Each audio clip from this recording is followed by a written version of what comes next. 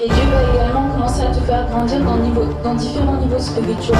On va dire que tu dois toujours être bouillant pour Dieu, parce que il y a une chose que le diable attendra toujours, c'est que tu te refroidisses. Dans cette alliance avec Dieu, de toujours rechercher sa présence, rappeler le sacrifice de Jésus à la croix, parce qu'il n'est pas mort pour rien. Pour tout peuple, pour toute personne, de tout âge, de toute nation, de toute tribu. Allumer un feu dans ta vie où tu cherches la présence de Dieu. Les deux du Dieu on te traverse, mais la présence de Dieu va faire de toi l'homme capable le plus heureux de la terre. Avant, je pense qu'on doit passer au temps de la parole. Parce que je crois vraiment fermement dans mon cœur que quelque chose de nouveau est en train de se passer. J'ai senti quelque chose de nouveau dans l'esprit. Amen. Et Dieu veut faire quelque chose de nouveau. Et vous savez, chaque temps, chaque saison annonce quelque chose. Amen. Quand l'hiver finit, quand la neige a fini, et quand la première pluie commence à descendre, la première pluie commence à annoncer le printemps. Et c'est dans la première pluie dans laquelle des arbres commencent à puiser. Alors que quand je regardais les arbres juste avant ce temps, vous voyez que les arbres étaient comme morts. Parce qu'il n'y avait plus de fruits, plus de fleurs, plus de feuilles, plus de bourgeons. Et souvent on peut se penser que des fois dans nos vies spirituelles, on peut passer comme ce temps où les arbres passent un hiver.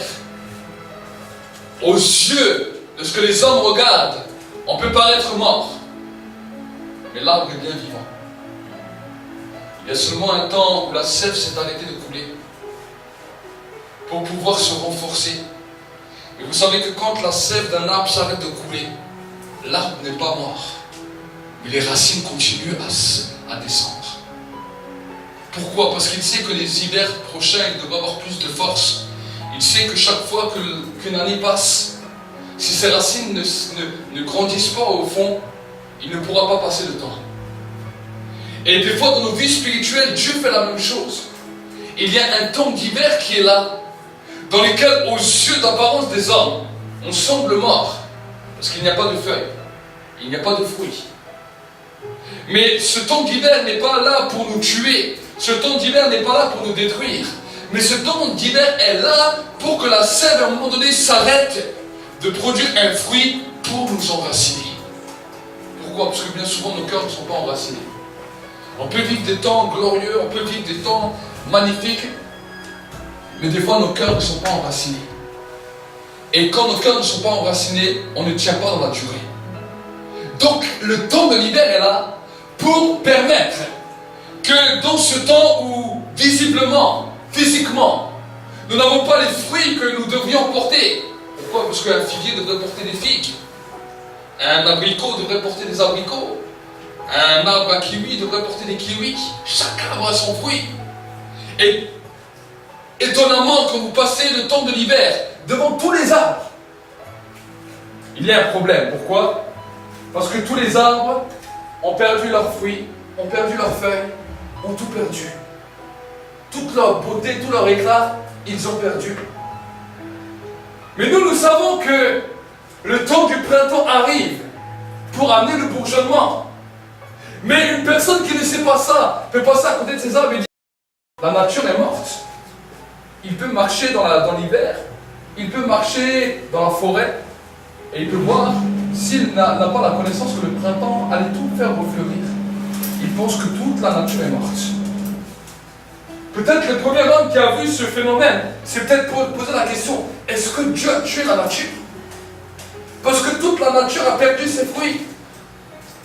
Mais la nature sait que pour pouvoir demeurer dans le temps, pour pouvoir persévérer dans le temps, elle a besoin de passer par là parce qu'elle a besoin de s'enraciner. Elle a besoin de s'enraciner plus profond dans la terre. Elle a besoin que ses racines deviennent plus profondes. Parce que si ses racines ne deviennent pas plus profondes, l'année d'après, elle risque de mourir.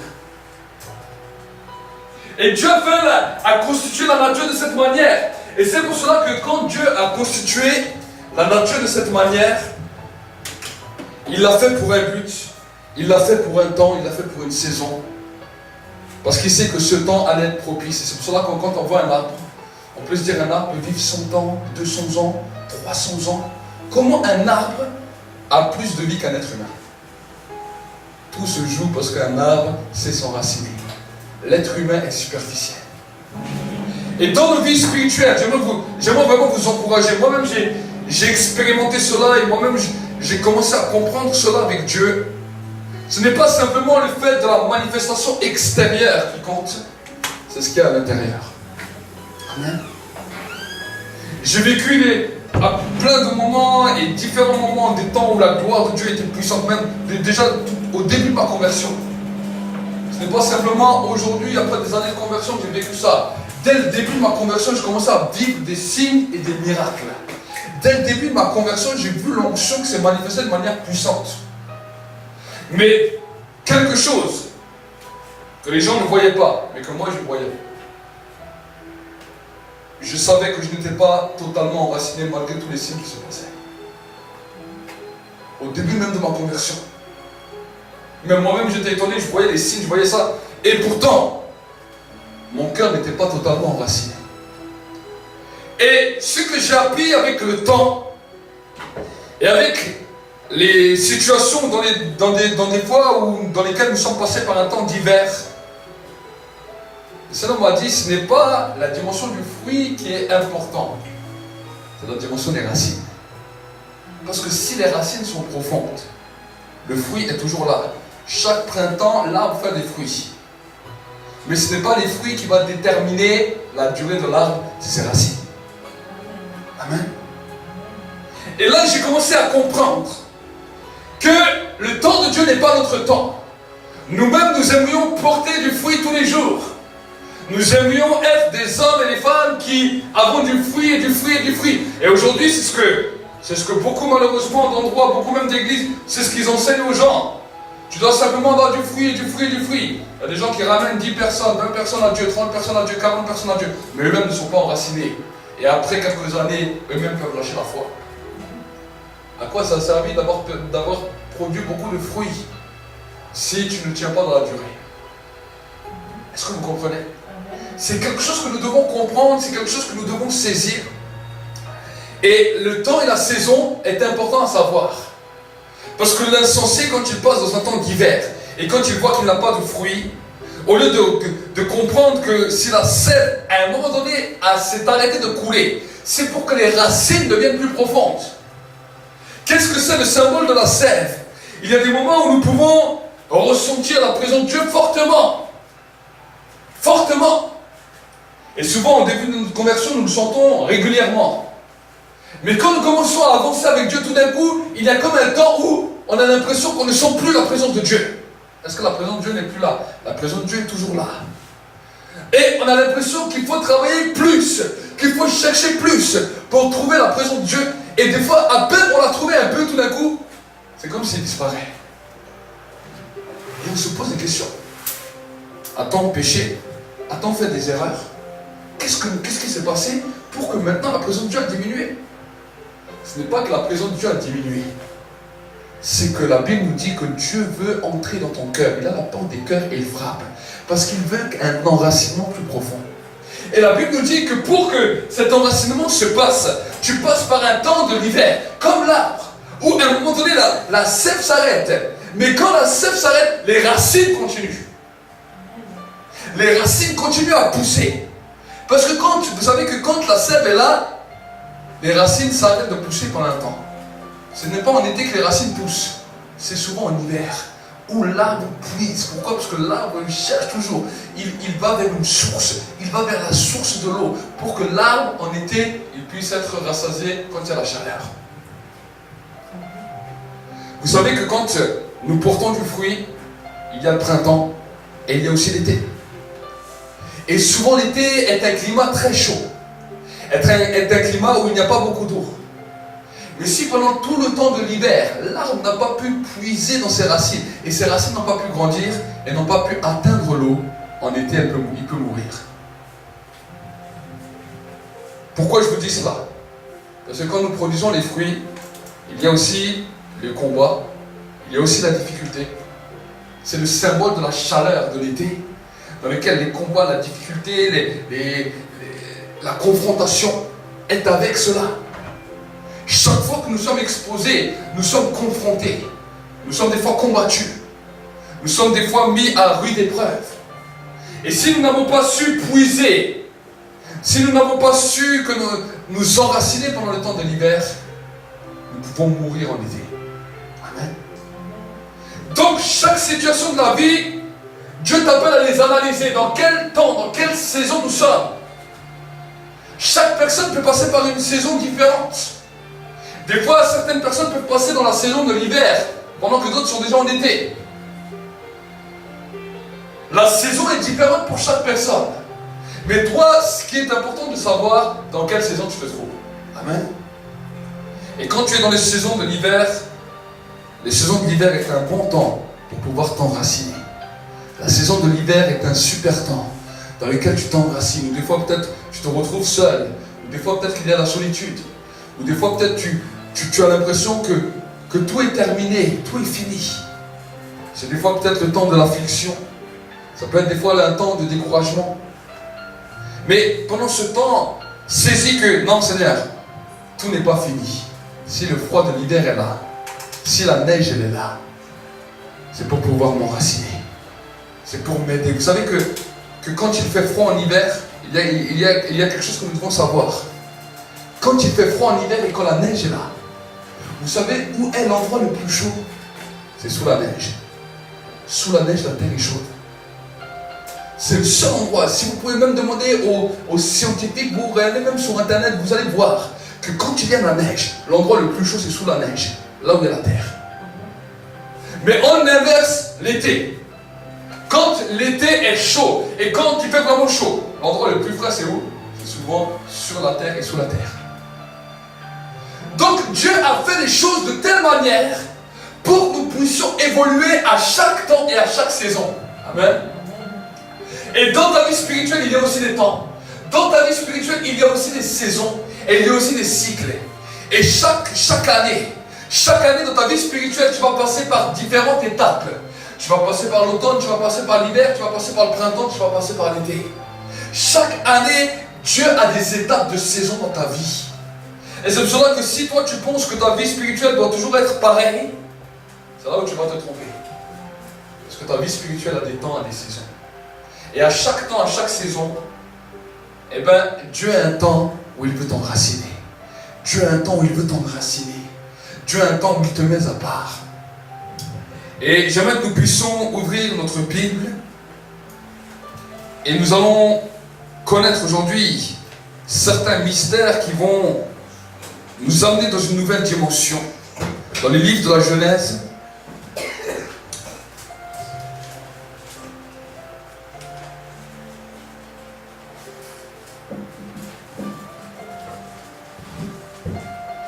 Genèse 9, verset 14, et nous allons voir ensemble ce que la Bible nous dit. Genèse 9, non, celui-là on va le lire après. On va commencer par le livre d'Exode, Exode 23, verset 20. Exode 23, verset 20. Et nous allons voir ensemble ce que la Bible nous dit.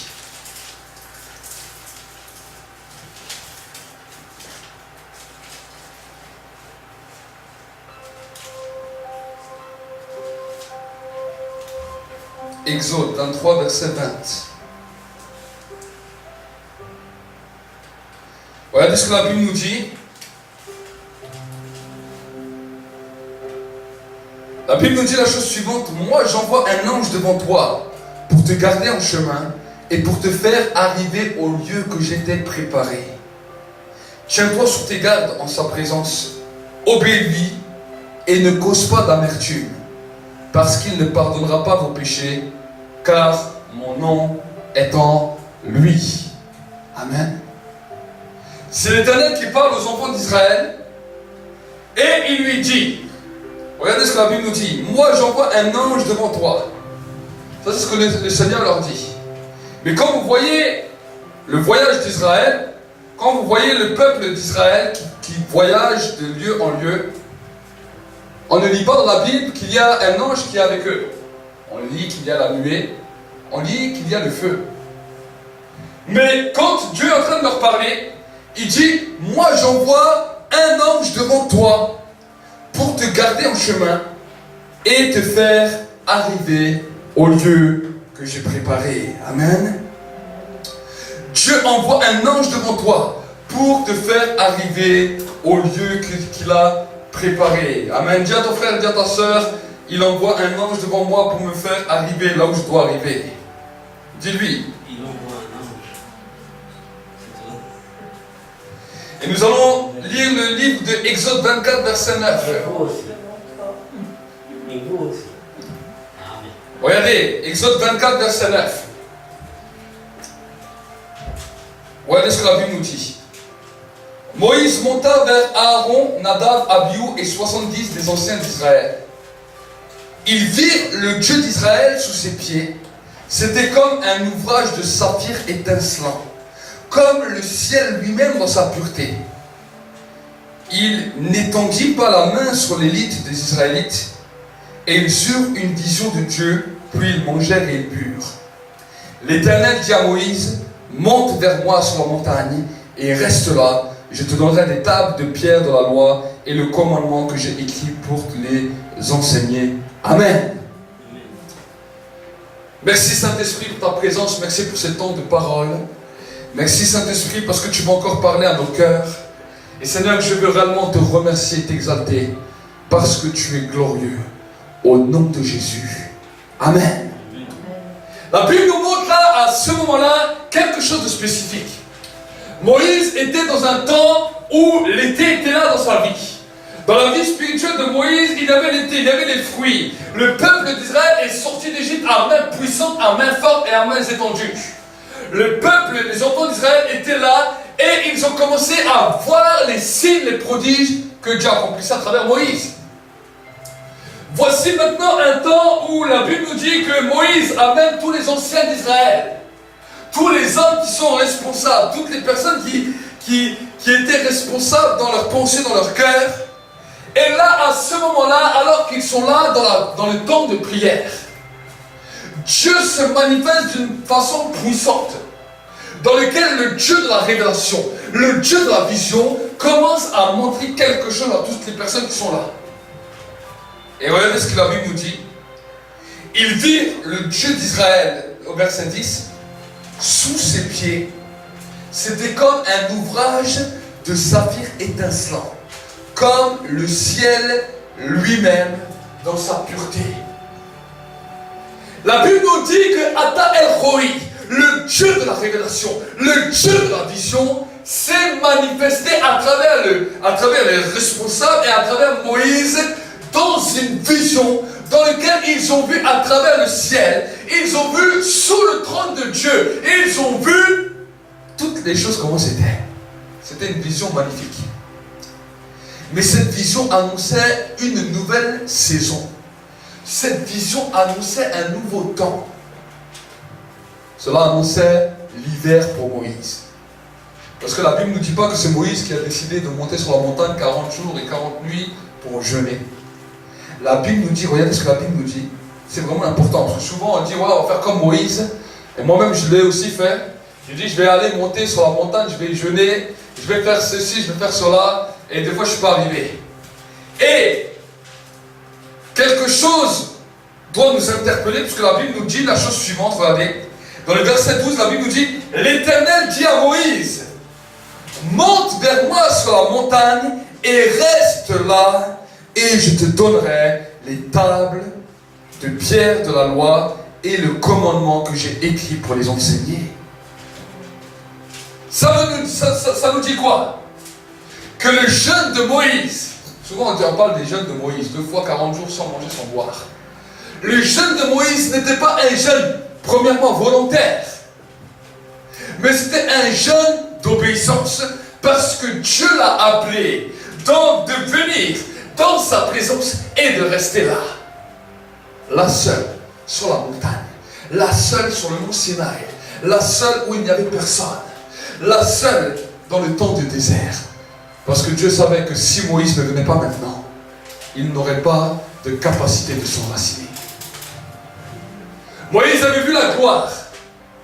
Dieu savait que Moïse allait passer par un moment difficile avec le peuple plus tard.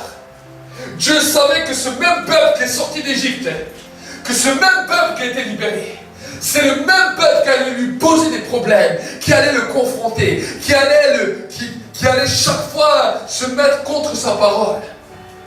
Et Dieu a dit, si je laisse Moïse dans cet état, si Moïse ne va pas dans le temps de l'hiver, il n'aura pas de racines pour tenir.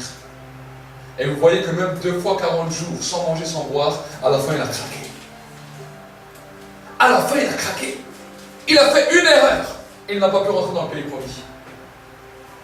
Ça veut nous dire que 2 fois 40 jours, sans manger, sans boire, n'ont pas réussi à l'enraciner jusqu'à ne pas faire d'erreur. Est-ce que vous comprenez?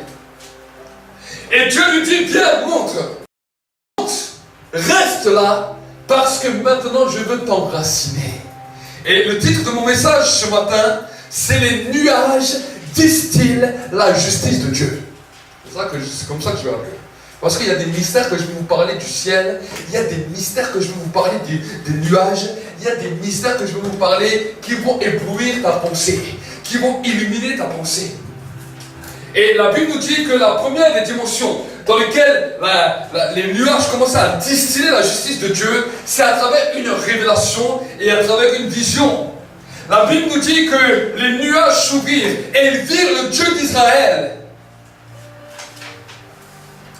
Ils virent le Dieu d'Israël sous ses pieds. C'était comme un ouvrage de saphir étincelant, comme le ciel lui-même dans sa pureté. Vous imaginez qu'ils ont vu les pieds de Dieu. Moïse a vu les pieds de Dieu, il a vu le dos de Dieu, il a vu les mains de Dieu, il a vu beaucoup de choses de Dieu, seulement il n'a pas vu sa face. C'est pour cela qu'à un moment donné, il a dit à Dieu, mais montre-moi ta face, révèle-toi face à face. Et Dieu a dit, l'homme ne peut pas voir ma face et rester vivant. Mais je peux te montrer mon dos, je peux te montrer mes pieds, je peux te montrer mes mains, et tu peux continuer à vivre.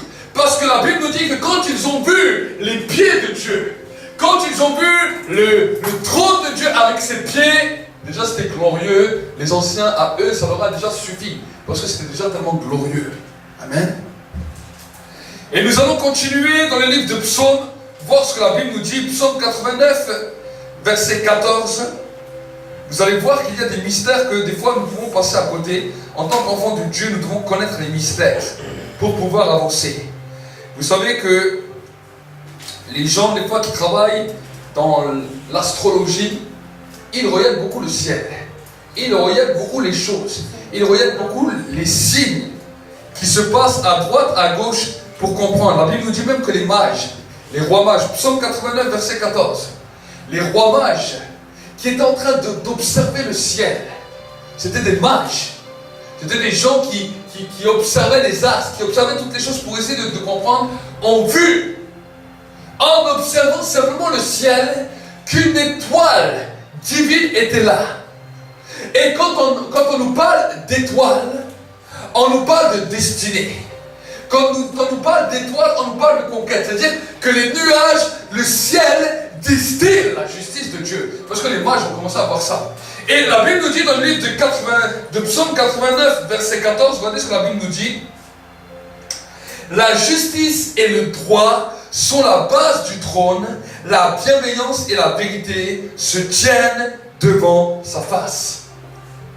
Là, on nous parle de la base du trône de Dieu. Parce que la Bible nous dit que le ciel est son trône et la terre est son marchepied. Donc, ce qui nous sépare entre le marchepied et le trône, ce sont les nuages. C'est pour cela qu'on parle que dans les nuages, c'est dans les nuages où se distille la justice. Et c'est pour cela que là même, le psalmiste David nous dira la chose suivante. C'est le poème d'Étham. Regardez ce que la Bible nous dit. À toi un bras de vaillance, ta main puissante, ta droite élevée, la justice et le droit sont la base de ton trône. Amen. La justice et le droit. Quand nous construisons une maison, nous utilisons des agglos et du ciment. C'est cela qui va permettre qu'une maison se stabilise. Mais la Bible nous dit que la base même du trône de Dieu, c'est la justice et la droiture. Amen. Ça, c'est ce qui commence à composer le royaume de Dieu. C'est pour ça que Jésus dira dans le livre de Matthieu 6, verset 33, qu'on doit chercher premièrement le royaume du ciel et sa justice, et toutes les autres choses vous seront données par-dessus tout. On nous parle du royaume. On nous parle de la dimension du trône.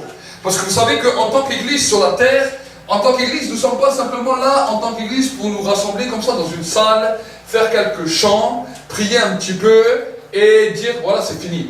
Nous devons représenter, manifester, influencer, impacter le royaume de Dieu sur notre terre.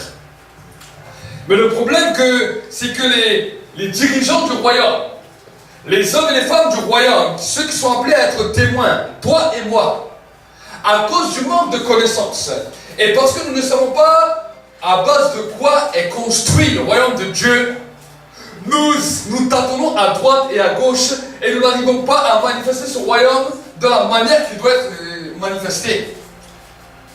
Nous devons comprendre que là où nous sommes sur le marchepied, nous sommes sur les marches qui amènent au trône, et que ce qui nous sépare du trône, ce sont les nuages. Mais qu'à travers les nuages distillent la justice de Dieu. Ça veut dire quoi? Quand on parle de distiller, vous savez que pour distiller, on appelle un alcool ou un vin ou un alcool, on prend un fruit, on l'amène dans un genre de tonneau, et dans ce tonneau, on laisse pourrir les fruits, on laisse macérer les fruits, et on laisse ça pendant tout un temps, jusqu'à un moment donné, ces fruits vont commencer à se distiller, et c'est ça qu'on va créer ce qu'on appelle l'alcool, ou le jus que nous voulons boire. Et voici ce que les nuages font. Les nuages vont prendre toute la méchanceté de la planète. Les nuages n'ont pas été faits là simplement pour ça. Les nuages commencent à distiller l'injustice, l'arrogance, la méchanceté qui se passe sur la terre pour pouvoir distiller la justice. Parce que la Bible nous dit que le soleil de justice se lèvera sur chaque personne. Le soleil de justice se lèvera sur la terre. Dieu a instauré cela pour que les nuages puissent distiller la méchanceté de la terre et amener la justice de Dieu. Et comment on peut l'amener? Bon, on l'amène par la prière. Parce que la Bible nous dit que si tu cherches premièrement le royaume du ciel et la justice, les nuages vont distiller la justice pour toi. Tu peux vivre un temps d'affliction, tu peux vivre un temps de découragement, tu peux vivre un temps de désespoir. Mais si tu marches conformément à ce que Dieu te demande et que tu restes toujours dans ses voies, les nuages vont distiller la justice pour toi. Ceux qui ne marchent pas avec Dieu, les nuages distillent aussi la justice pour eux. Mais parce qu'ils ne marchent pas avec Dieu, ils ne peuvent pas voir le fruit de ce que les nuages font. Est-ce que vous comprenez? Oui. Mais si nous commençons à comprendre que parce que nous restons avec Dieu, même dans un temps où peut-être on peut trouver que nous sommes dans un hiver. Vous savez que quand la Bible nous dit Moïse est monté sur la montagne, la Bible nous dit quelque chose. La nuée était là. Quand on nous parle de nuée, on nous parle de nuage. La gloire était là. Le feu était là. Et pourtant il était là simplement dans la présence de Dieu. Il attendait. La Bible nous dit pendant 7 jours, Dieu ne lui a rien dit. Pendant 7 jours, il était dans cette attente. Mais que se passe-t-il? J'attends. Je ne sais même pas pourquoi je suis là. Mais je dois rester. Je dois attendre. Mais dans ce temps, les nuages étaient en train de distiller une justice. Les nuages étaient en train de distiller une justice dans la vie de Moïse. Pour que la Bible nous dit que quand la deuxième fois il est descendu, son visage était comme le soleil. Amen. Le soleil de justice s'est levé sur la vie de Moïse, au point que son visage a été changé.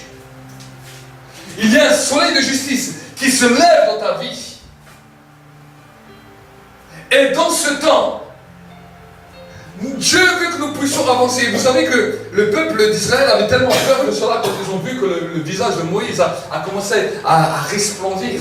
Ils ont fait quoi? Ils ont dit, les nuages ont disparu. Les nuages ont fait un travail, ils ont disparu. Alors ils ont fait quoi? Ils ont pris un voile et ils ont mis ça sur la tête de Moïse. Est-ce que vous comprenez? Ils ont mis ce voile sur la tête de Moïse parce qu'ils avaient compris qu'il y avait un nuage qui a disparu parce que le nuage a travaillé. Est-ce que vous comprenez? Le nuage vient toujours pour distiller la justice de Dieu. Et quand des fois tu vis dans un temps d'injustice, quand des fois tu vis dans un temps où tu n'es pas bien, commence à dire Seigneur, tu as créé les nuages pour distiller ma justice. Alors je déclare que dans ce temps, les nuages commencent à travailler pour moi, pour que ma justice soit distillée et que je puisse la voir. Regardez ce qu'il nous dira dans le livre de Psaume 97, verset 2. Psaume 97, verset 2. La Bible nous dit, l'Éternel règne, que la terre soit dans l'allégresse, que les îles nombreuses se réjouissent. La nuée et l'obscurité l'environnent. La justice et le droit sont la base de son trône. Un feu marche devant lui et embrasse ses adversaires à l'alentour. Ses éclairs illuminent le monde et la terre le voit et elle tremble. Les montagnes fondent comme de la cire devant l'Éternel, devant le Seigneur de toute la terre. Regardez ce que là on nous parle des nuages. Regardez, les cieux, qu'est-ce qu'ils font? Ils annoncent la justice et tous les peuples voient la gloire. Ils seront dans la honte, tous ceux qui rendent un culte à une statue et qui se félicitent des faux dieux. Tous les dieux se prosternent devant lui. Amen. Amen. La Bible nous dit, les cieux annoncent, les cieux préparent, les cieux distillent la justice de Dieu. Amen. C'est ce genre de connaissance qui va nous amener à marcher dans la victoire. C'est ce genre de connaissance qui va t'amener à sortir de ton affliction. L'affliction est le temps de la difficulté. L'affliction est le temps où nous ne savons pas où aller. Mais Dieu veut te faire sortir de l'affliction pour te faire voir la justice de Dieu. Il veut te faire voir que les nuages travaillent pour toi, pour distiller la justice de Dieu. Amen. Ésaïe 66, verset 1er, regardez ce que la Bible nous dit dans le livre d'Ésaïe.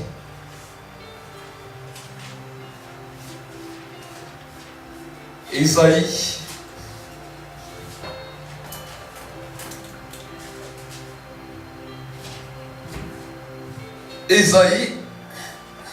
66 au verset 1er.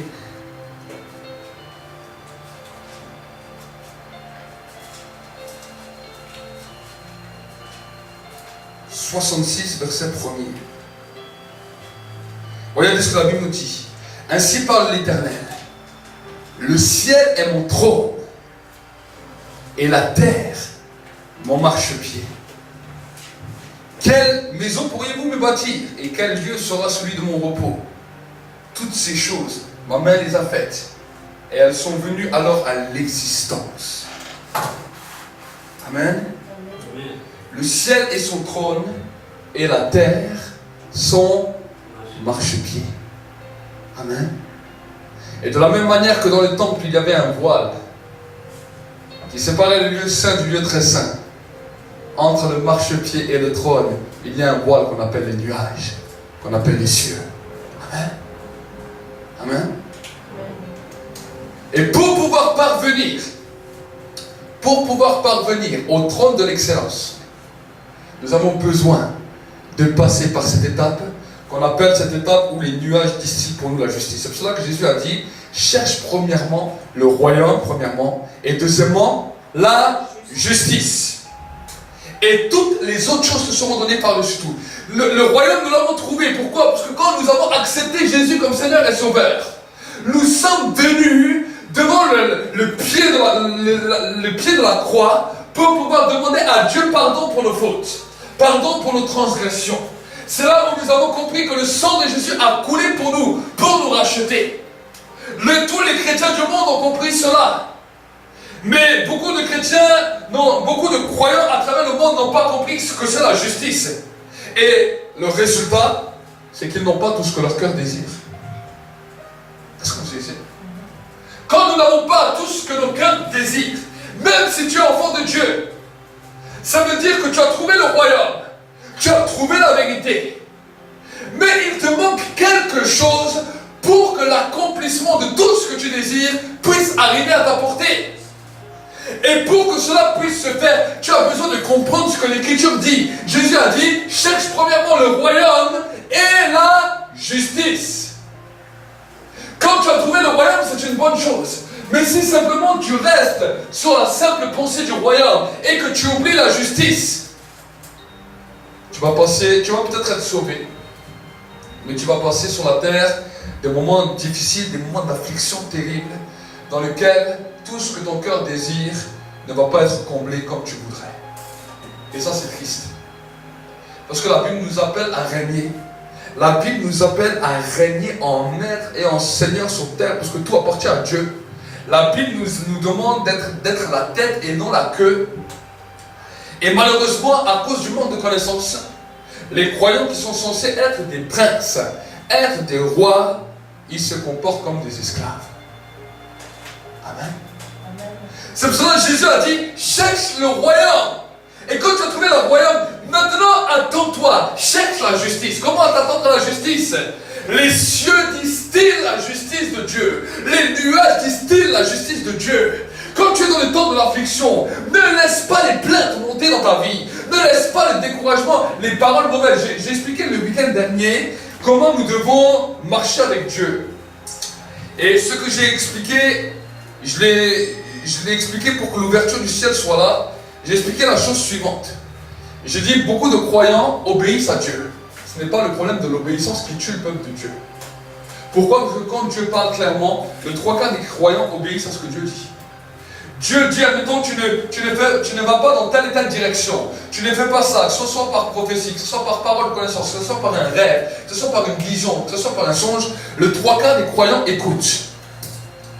Mais bien souvent, quand nous écoutons, quand nous sommes attentifs à la parole de Dieu, et quand nous avons écouté ce que Dieu a dit, le second niveau dans lequel nous allons arriver, dans lequel l'obéissance nous amène, est un niveau de désert. Quand le peuple d'Israël a obéi à Dieu, quand ils sont sortis de l'Égypte, le premier niveau dans lequel Dieu les a amenés, il ne les a pas amenés dans le pays où coule le lait et le miel. Mais la Bible nous dit qu'il les a amenés dans un désert, où ils ne savaient même pas comment manger, ils ne savaient même pas comment boire. Et dans ce temps de niveau, c'est là où Dieu va voir comment notre... Nous pouvons sortir de ce désert en victoire, en étant victorieux, ou sortir de ce désert par la mort. Pourquoi? Parce que chaque fois que nous obéissons à Dieu, un moment d'affliction vient, un moment de difficulté vient, un moment difficile vient. Et dans ce moment difficile, c'est là aussi où le diable vient nous parler. Et comment le diable vient nous parler? Il dit, voilà, maintenant tu as obéi à Dieu, tu as fait ce que Dieu te demande. Tu n'étais pas content, mais tu l'as fait quand même. Et maintenant le diable vient avec des mauvaises pensées, pas contre les gens, pas contre les gens qui t'ont fait du mal, mais contre toi-même. Il te dit, ah mais de toute façon maintenant c'est bien fait pour toi, regarde maintenant tu es comme ça, tu n'as rien, et voilà. Il commence à t'accabler de pensées et de raisonnements, à te fermer dans ton esprit, dans ton raisonnement, pour que tu ne puisses pas passer ce temps. Et si tu commences à l'accepter, vu que scriptuellement, tu n'as rien contre personne, tu as pardonné tous tes ennemis, au contraire même, tu fais même du bien à ceux qui te haïssent et ceux qui te font du mal. Tu es super. Tu pries même pour tes ennemis. Toi-même, dans les temps de l'affliction, tu fais cela. Mais vis-à-vis de toi-même, il y a plein de mauvaises pensées. Il y a plein de mauvais raisonnements. Il y a plein de choses contre toi-même qui viennent. Au point où tu te souhaites même du malheur. Je te souhaite même du mal. Ça, j'aimerais vous dire que c'est une mentalité qui tue le peuple.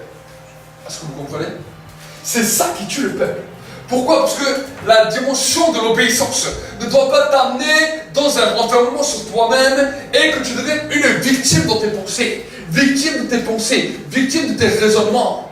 Tu dois continuer à dire, Seigneur, même si maintenant j'ai obéi, je ne dois pas m'en vouloir, mais je dois m'aimer. Je dois déclarer pour moi le meilleur. C'est ça qui va t'amener dans la réussite.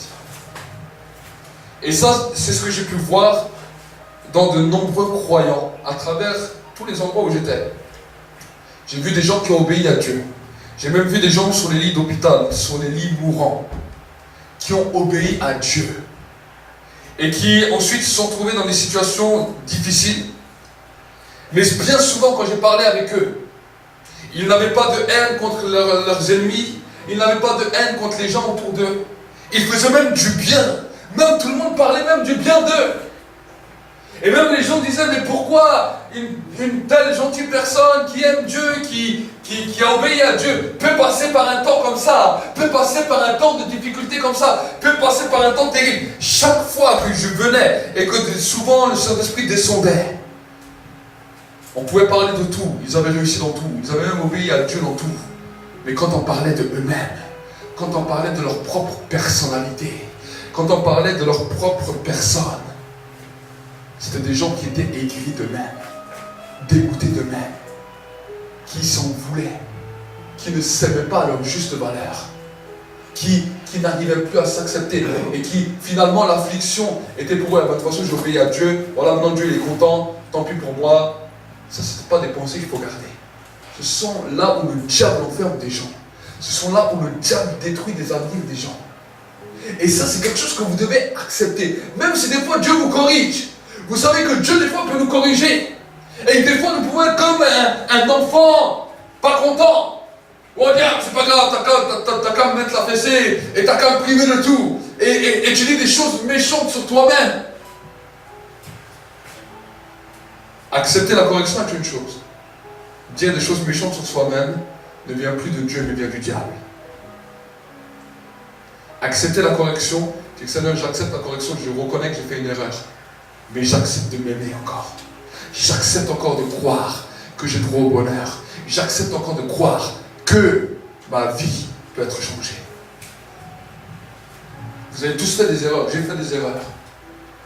Que ce soit dans nos vies personnelles, que ce soit dans nos vies spirituelles, que ce soit même dans la vie du ministère, où des fois Dieu peut nous reprendre, des fois Dieu peut nous corriger, parce que la Bible nous dit que Dieu nous corrige, on n'est pas des bâtards, mais Dieu nous corrige avec un bâton pour nous apprendre ce qui est bien et ce qui est mal. Mais le plus important, c'est pas de savoir si Dieu nous corrige ou Dieu ne nous corrige pas. Le plus important, c'est de savoir comment je vais faire quand j'obéis ou quand Dieu me corrige. Vous savez, des fois, même avec mes propres enfants, quand on veut aller quelque part, ou quand moi je veux aller quelque part et que mon épouse et mes enfants, ils veulent pas, ils disent non, on ne veut pas. Au bout d'un moment, c'est le rapport de force qui est là, et je lui dis de toute façon, que tu veux ou que tu ne veux pas, tu viens avec nous. Et l'enfant, alors il se met comme ça à bouder, et il dit oh, je viens, mais je reste dans la voiture, et tant pis. Et pendant tout le trajet, vous le voyez, vous les voyez, ils boudaient. On peut même vivre des choses super, et ils sont là à tirer la tête. Et le Saint-Esprit m'a dit, mais tu vois, est-ce que tu es content quand tu vois ça en tant que père? Moi, je suis pas content. Il me dit, mais combien d'enfants de Dieu sont pareils? Ils obéissent à ce que je dis. Mais après, ils se mettent comme derrière la voiture, ils suivent le Saint-Esprit. Mais ils sont tellement aigris, tellement dégoûtés, tellement désespérés, parce qu'ils ont dû obéir, qu'ils s'en veulent à eux-mêmes. Combien de fois nous avons été comme ça? Et nous sommes fermés au bonheur. Ce que nous sèmons aujourd'hui, c'est ce que nous récoltons demain. Si aujourd'hui nous sèmons d'être dégoûtés, un enfant ça va, il peut oublier le lendemain, mais nous ce que nous sèmons aujourd'hui, qu'est-ce que nous allons récolter demain? Nous sèmons ça dans l'esprit, l'obéissance à Dieu et le dégoût en même temps. Et après on s'étend, que les jours passent, et on perd la joie, on perd la paix, on perd l'amour même des autres, même l'amour de soi-même. Et en fait, on fait les choses parce qu'on sait que si on ne fait pas ça, parce que c'est écrit dans la Bible, et parce que les pasteurs nous donnent des beaux messages, donc on fait ça, mais en vrai, on devient des esclaves. Et on ne vit plus dans la liberté. Et l'esclavage amène les fruits de l'esclavage. La maladie est un fruit de l'esclavage. L'infirmité est un fruit de l'esclavage. Le désespoir, le cri, la haine, la rancœur est le fruit de l'esclavage. La Bible nous dit que si nous obéissons à ce que Dieu dit dans le livre d'Exode, la Bible nous dit que la maladie peut venir, Mais que Dieu dit, j'éloignerai la maladie du milieu de vous. Donc ça veut dire que si la maladie reste, c'est que quelque chose qui est copain de la maladie est encore là. Est-ce que vous comprenez? C'est que la dimension réelle de la justice n'est pas encore là. Et c'est là où nous devons apprendre à mourir à nous-mêmes. Être joyeux quand nous ne voulons pas être joyeux. Quand nous avons obéi, quand Dieu nous demande de laisser des fois les choses qui réussissent le mieux. Dieu des fois nous demande des choses qui vont au-delà de notre pensée. Mais pourquoi maintenant que je réussissais? Pourquoi maintenant que je voyais ça? Pourquoi maintenant que je faisais ça? Tu me demandes peut-être d'arrêter. Tu me demandes peut-être maintenant d'arrêter ça. Pourquoi maintenant que peut-être j'avais un bon travail? Pourquoi maintenant tu décides que ça s'arrête pour que je fasse autre chose? Et tout cela, et ça continue. Pourquoi j'aimerais tellement ça et je n'arrive pas à l'avoir? J'ai vu beaucoup de choses. Un jour, j'ai vu un jeune frère qui marchait avec Dieu, qui avait reçu des révélations puissantes. Je l'avais baptisé. Il marchait avec Dieu puissamment, Dieu lui parlait, Dieu se révélait à lui.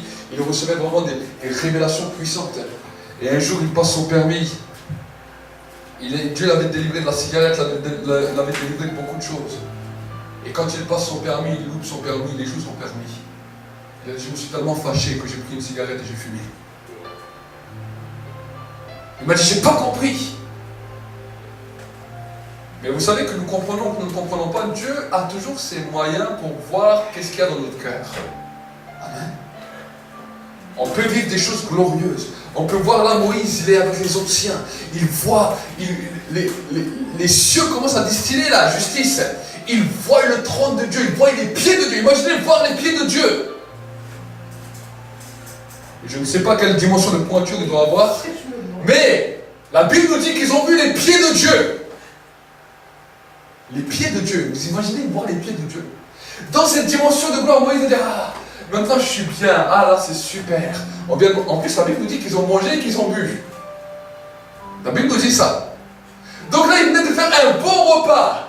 Moïse qui était élevé dans un palais. Imaginez, Moïse qui était élevé dans un palais n'avait pas l'habitude de jeûner. Il avait l'habitude de bien manger les meilleurs plats à travers le monde. Là, il venait de faire un bon repas. En plus, la gloire est venue. Il a dit, ah, dans ce temps, je veux rester tout le temps. C'est peut-être sa pensée. La Bible ne nous dit pas ce qu'il a pensé à ce moment-là. Mais en tant qu'être humain, nous à sa place. On dit là, on vient dans l'église, on est ensemble, tout d'un coup, le ciel s'ouvre, on voit tous la même vision, on est tous dans la gloire. On dit, ah, on reste là tout le temps, toute la vie, on reste là, c'est bon. Faut encore un bon repas, une petite agape, on mange tous ensemble. Mais Dieu dit à Moïse, non, maintenant tu as vu ça. Maintenant, viens, monte avec moi et tu dois rester là. Il dit, mais combien de temps? Il dit, je ne te demande pas combien de temps, viens, monte et reste. Vous imaginez que pendant 7 jours, Dieu ne lui a rien dit.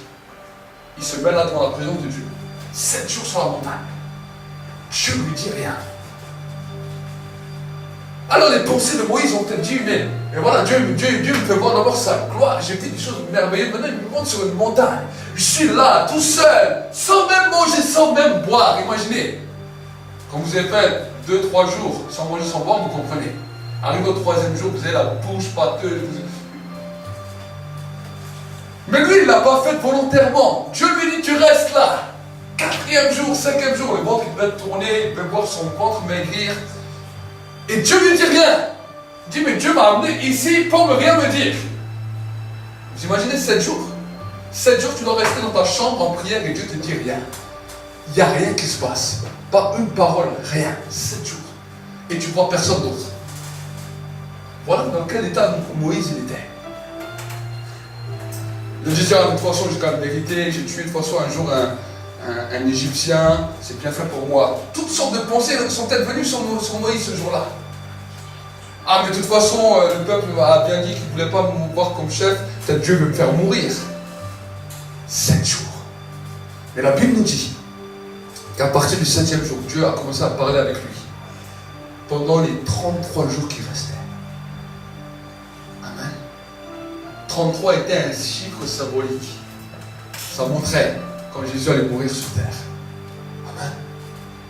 33, c'était le jour, ça montrait quand Jésus allait mourir sur terre. Les 7 jours où il a dû rester en silence, c'était les 6 jours, plus le jour du Shabbat, du temps de la création que Dieu a créé l'humanité, dans lequel Dieu a dit, pendant 7 jours, j'ai créé le ciel et la terre. Pendant 7 jours, je dois créer quelque chose de nouveau en toi. Pour que tu puisses comprendre quelles sont les lois et les préceptes que j'ai prévus pour le peuple. Pendant 7 jours, je dois préparer ton cœur.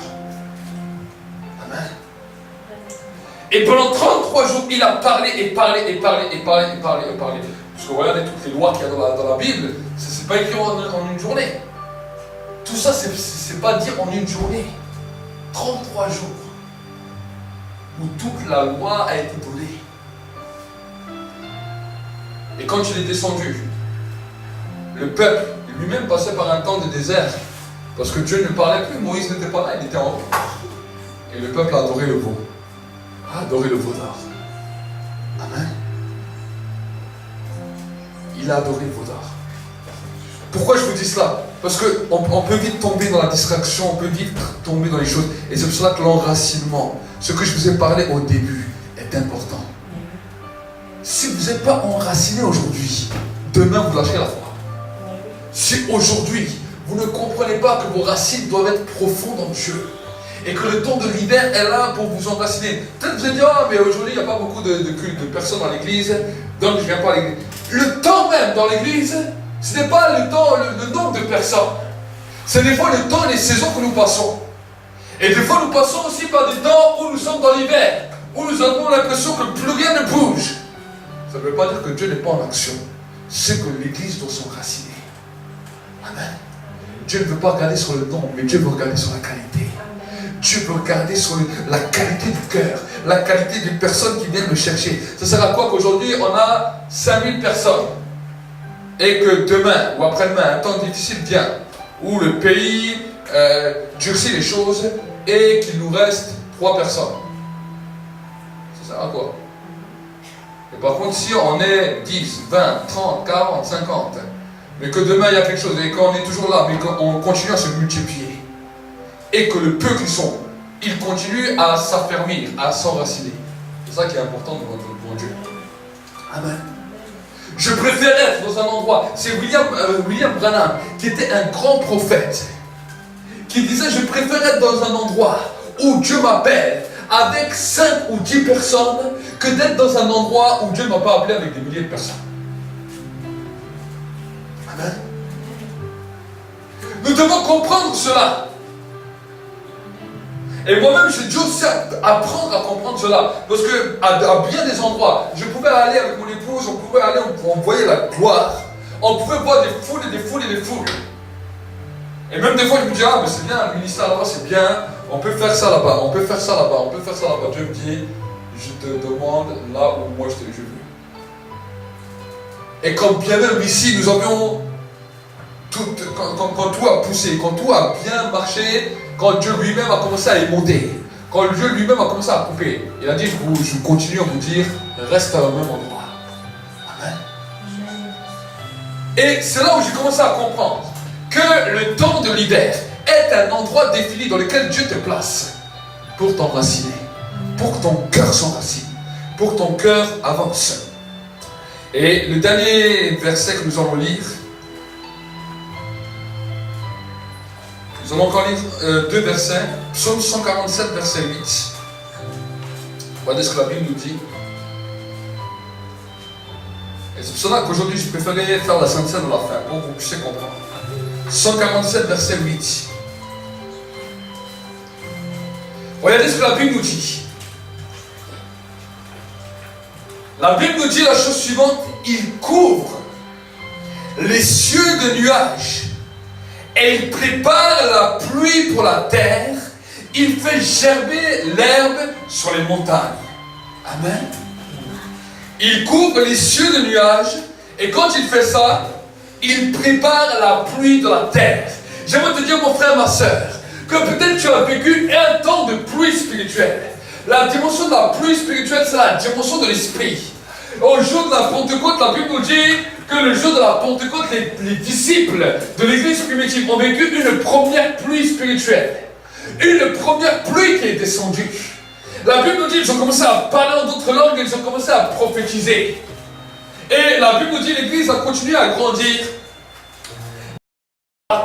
guérison, voici maintenant que les apôtres ont été flagellés, ils sont passés par un temps d'affliction, ils sont passés par un temps de désert, ils sont passés par un temps de l'hiver, dans lequel ils sont même été mis en prison et flagellés à cause du nom de Jésus. Et la Bible nous dit que quand ils sont revenus, l'église était dans un temps de l'hiver. L'église savait que malgré leur enthousiasme et malgré la première pluie qu'ils avaient reçue, ils n'avaient pas de grand enracinement dans leur vie. Et là, ils ont commencé à clamer Dieu, à crier à Dieu et dire: Seigneur, vois comme on s'est levé contre ton nom. Nos racines ne sont pas assez puissantes, nos racines ne sont pas assez profondes. Mais Seigneur, permet qu'il y ait des plus grands miracles à travers nos mains. Nous avons besoin d'une nouvelle pluie de l'Esprit. Nous avons besoin d'un vent nouveau qui souffle sur notre vie. Nous avons besoin de quelque chose de nouveau qui vient. Et la Bible nous dit, ils ont prié, ils ont clamé. Et la Bible nous dit, le Saint-Esprit est descendu. Et le sol là où ils étaient, les murs là où ils étaient, ont commencé à trembler. Et ils furent remplis à nouveau, d'un nouveau vent, d'un nouveau temps. Amen. Alors que maintenant nous sommes dans la dimension ici dans l'église. Commence à clamer là maintenant où tu as ta place. Lève-toi à ta place et lève tes mains maintenant. Ferme tes yeux. Commence à clamer un nouveau temps. Commence à clamer maintenant une nouvelle pluie de l'Esprit. Commence à clamer maintenant un nouveau vent de l'Esprit qui commence à souffler sur vos vies. Qui commence à souffler sur vos vies. Commence à clamer fortement maintenant. Commence à ouvrir ta bouche. Maintenant c'est un temps. Maintenant c'est un temps. Les cieux disent-ils la justice de Dieu. Les nuages disent-ils la justice de Dieu. Les nuages disent-ils la justice de Dieu pour ta vie. Le temps de la justice est arrivé. Cherche premièrement le royaume du ciel et la justice. Et les autres choses te seront données par-dessus tout. Les autres choses te seront données par-dessus tout. Père, je te prie maintenant. Je te prie maintenant. En tant que ton serviteur, avec mes frères et mes soeurs ici présents, d'envoyer la pluie de l'Esprit, d'envoyer un nouveau vent, Seigneur mon Dieu, mon roi. Seigneur, nous étions passés par les temps de l'affliction, nous étions passés par les temps du découragement, nous étions passés par des temps d'enracinement. Mais Seigneur, nous te demandons maintenant une nouvelle pluie, la pluie qui annonce le printemps, la pluie qui permet maintenant aux arbres que la sève coule. Maintenant, Seigneur mon Dieu, mon roi, nous avons besoin de la pluie de l'Esprit. Nous avons besoin de la pluie de l'Esprit. Nous avons besoin de la pluie de l'Esprit, du vent de l'Esprit, d'un vent nouveau, Seigneur. Pas simplement le vent de la nouvelle conversion, mais le vent nouveau, Seigneur, le vent de la restauration, le vent de la réconciliation. Dans le nom de Jésus, dans le nom de Jésus, je prie, Seigneur, pour l'église, pour les internautes aussi, que maintenant une pluie nouvelle descende maintenant, une onction nouvelle descend, dans le nom de Jésus, dans le nom de Jésus-Christ, dans le nom de Jésus-Christ, dans le nom de Jésus-Christ.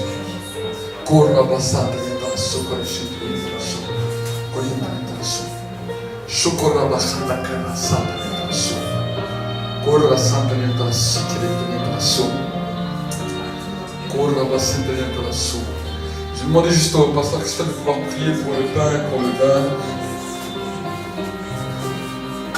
et que dans ce temps de Sainte Seine, tu puisses te saisir de la victoire. Seigneur, ce matin, nous te remercions, Seigneur, pour ta présence. Merci, Seigneur, pour ce culte également. Et ce matin, nous voulons également prendre part, Seigneur, à ton repas. En te remerciant pour ce sacrifice, Seigneur, que tu as fait pour chacun d'entre nous. Tu es mort et tu es ressuscité, Seigneur. Et ce matin, Seigneur, nous voulons la prendre, Seigneur, en sachant que c'est ton corps et ton sang que tu as versé pour nous. Qu'il soit une bénédiction, Seigneur, et un chemin, Seigneur, vers ton chemin, Seigneur, dans le nom de Jésus. Amen. Amen. Pendant que tu prends part à ce repas, déclare le temps de la justice. Les nuages disent-ils la justice de Dieu pour toi. Et Dieu va également commencer à te faire grandir dans différents niveaux spirituels.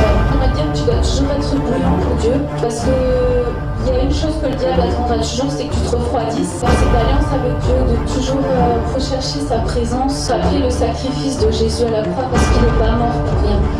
Pour tout peuple, pour toute personne, de tout âge, de toute nation, de toute tribu. Allumer un feu dans ta vie où tu cherches la présence de Dieu. Les deux, tu on te travaille.